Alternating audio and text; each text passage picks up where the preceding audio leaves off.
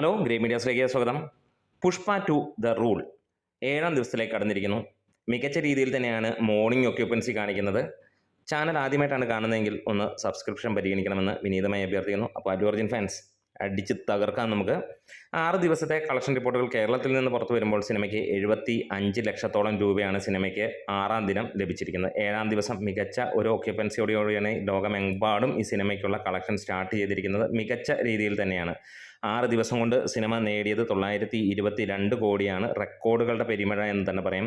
Fastest 100 crore നേടിയത് അര ദിവസം കൊണ്ടാണെങ്കിൽ 200 കോടി ഒരു ദിവസം കൊണ്ട് എത്തുകയും 300 കോടി 1.5 ദിവസം കൊണ്ടും അങ്ങനെ ഓരോ ദിവസവും കൂടി 3 ദിവസമായപ്പോഴത്തേക്ക് 600 കോടി എത്തുന്ന കണക്ക് വരികയും 700-800 കോടിയിലേക്ക് എത്തിയത് 3.5-4 ദിവസം കൊണ്ടും അങ്ങനെ 5ാം ദിവസം കൊണ്ട് 900 കോടിയിലേക്ക് സിനിമ എത്തുകയും ചെയ്തു.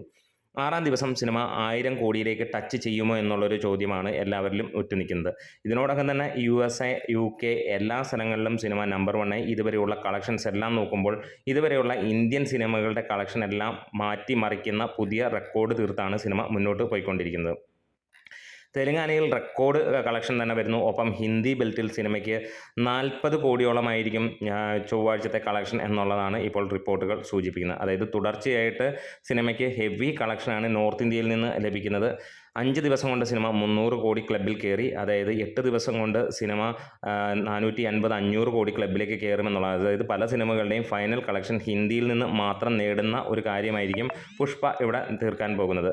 ഫഹദ് ഫാസിലും അതേപോലെ തന്നെ അല്ലു അർജുനും നിറഞ്ഞാടിയ ഈ ഒരു ചിത്രം, നെഗറ്റീവ് പബ്ലിസിറ്റിയോടെ കൂടി വന്ന ഈ ഒരു സിനിമ ഇന്ന് കേരളത്തിൽ 20 കോടി എത്തിയിരിക്കുന്നു എന്നുള്ളതാണ്. ഹെവി പോസിറ്റീവ് വന്ന പല സിനിമകൾക്കും അങ്ങനെ ഒരു 20 കോടി നേടുക എന്ന് പറഞ്ഞു കഴിഞ്ഞാൽ വലിയ ഒരു സംഭവമാണെങ്കിൽ ഇത് വളരെ നിസാരം എന്നുള്ള ലെവലിലാണ് സിനിമ തൂക്കിയിരിക്കുന്നത്.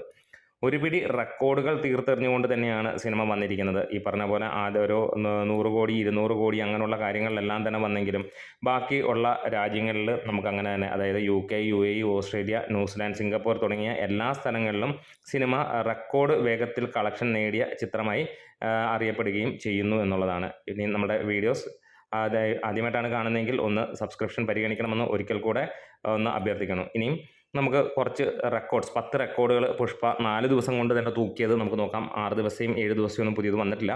എന്തായാലും biggest pan Indian opener across all language ആണ് ഇന്ത്യൻ സിനിമയിലുള്ളത്. ബിഗ്ഗസ്റ്റ് ഓപ്പണർ ഇൻ ഹിന്ദിയാണ് രണ്ടാമത്തെ ഒരു റെക്കോർഡ് തീർത്തിരിക്കുന്നത്. Biggest single day ever in Hindi. Highest 3rd day 4th day ആണ് കളക്ഷൻ വന്നിരിക്കുന്നത്. Highest 3rd day weekend of all time in Hindi വന്നിട്ടുണ്ട്. Biggest 4th day extended weekend in Hindi പറയുന്നുണ്ട്. അതായത് ഹിന്ദിയിൽ തന്നെയാണ് സിനിമയ്ക്ക് കൂടുതൽ തരംഗം സൃഷ്ടിച്ചേക്കുന്നത് എന്ന് തന്നെയാണ് പറയുന്നത്. സൗത്ത് ഇന്ത്യൻ സിനിമയാണെന്ന് ആലോചിച്ചോണം. Biggest 3 day and 4 day extended weekend across all languages ആണ്. ബിഗ്ഗസ്റ്റ് വേൾഡ് വൈഡ് ഓപ്പണറായി മാറുന്നു ഇന്ത്യൻ സിനിമകളിൽ.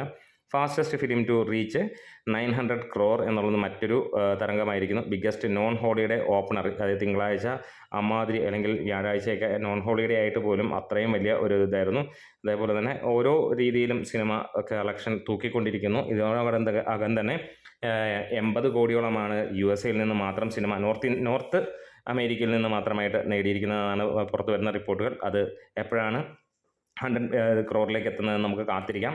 ഈ ആഴ്ച തന്നെ ഉണ്ടാകും. നമ്മുടെ വീഡിയോസ് ഇഷ്ടമായാലും ഒന്ന് സപ്പോർട്ട് ചെയ്ത് തരണം. Great medias.